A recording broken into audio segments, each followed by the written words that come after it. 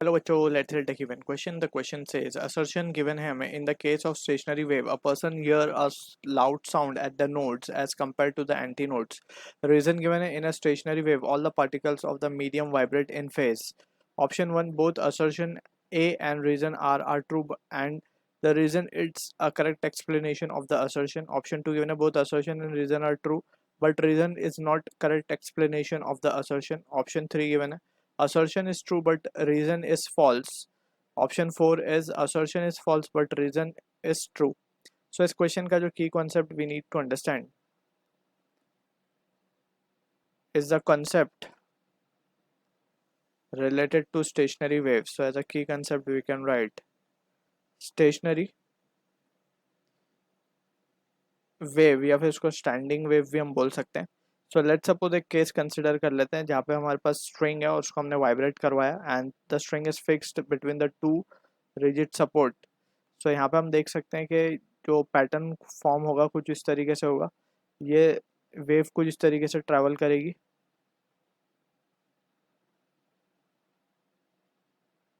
और ये रिफ्लेक्ट करके वापस आएगी कुछ एंड जब ये इंटरफेयर करेंगे कुछ इस तरीके से.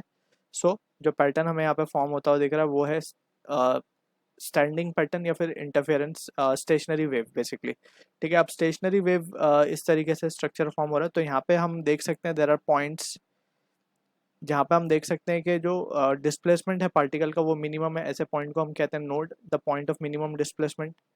एंड कुछ ऐसे पॉइंट है जहाँ पे पार्टिकल का डिस्प्लेसमेंट है मैक्सिमम, जिसको हम कहते हैं एंटी नोड. ठीक है, तो this is how we can say के stationary waves look and the patterns it includes nodes and antinodes. Nodes are the point of minimum displacement, antinodes are the point of maximum displacement.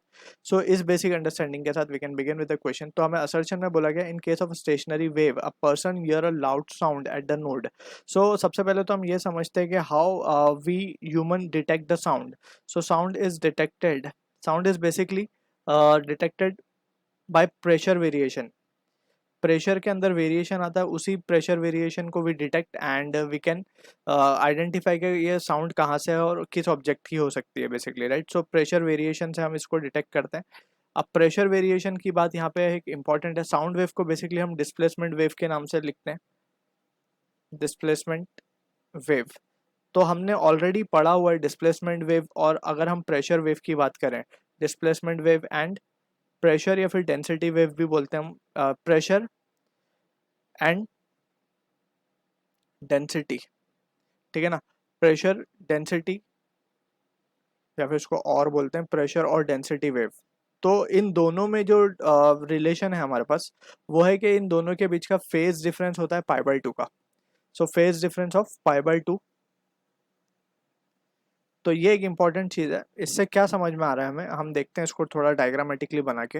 Let suppose हमारे पास एक displacement wave है कुछ इस तरीके से. क्योंकि ये जो हमने यहाँ पे बनाया है ये एक स्टेशनरी वेव तो है, लेकिन यहाँ पे इंडिविजुअल वेव को अगर हम देखें so it is a displacement wave, right.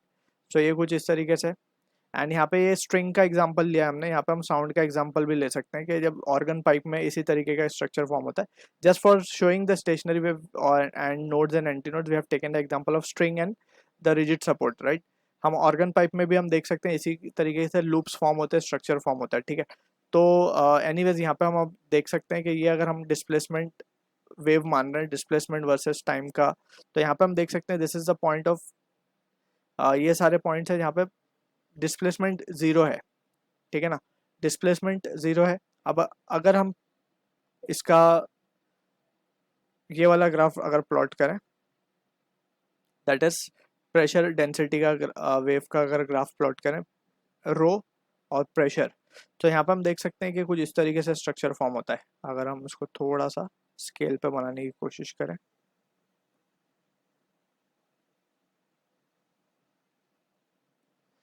तो यहाँ पे हम देख सकते हैं ये कुछ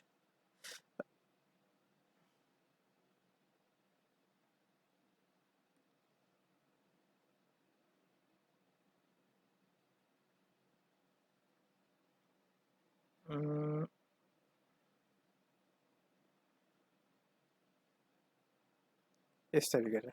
तो यहाँ पे हम देख सकते हैं जहाँ पे डिस्प्लेसमेंट मिनिमम है वहाँ पे प्रेशर या डेंसिटी मैक्सिमम हो रही है.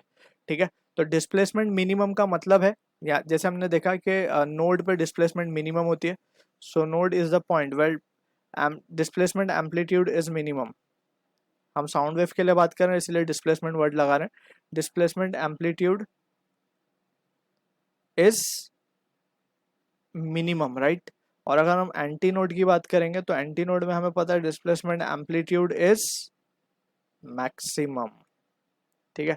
तो यहाँ पे हम देख सकते हैं कि डिस्प्लेसमेंट यहाँ जीरो है तो यहाँ पे प्रेशर जो है वो मैक्सिमम है, यानी कि डिस्प्लेसमेंट एम्पलीट्यूड यहाँ पे मिनिमम, वहाँ पे प्रेशर मैक्सिमम।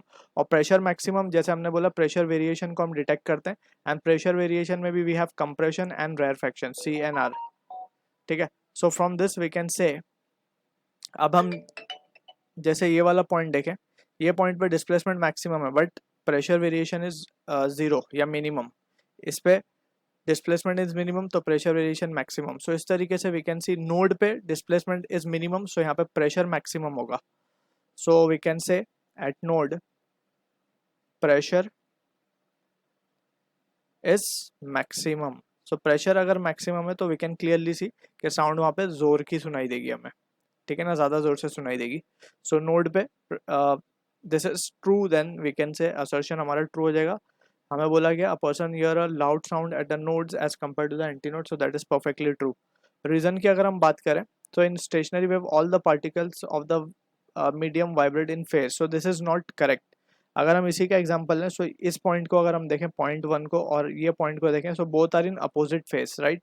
सो ऐसा बोलना कि हर पार्टिकल सेम फेज में होगा for a stationary wave, this is not correct, so this is false. So we can say assertion is true, reason is false. So option 3 will be the answer for this. I hope you understood the solution. All the best.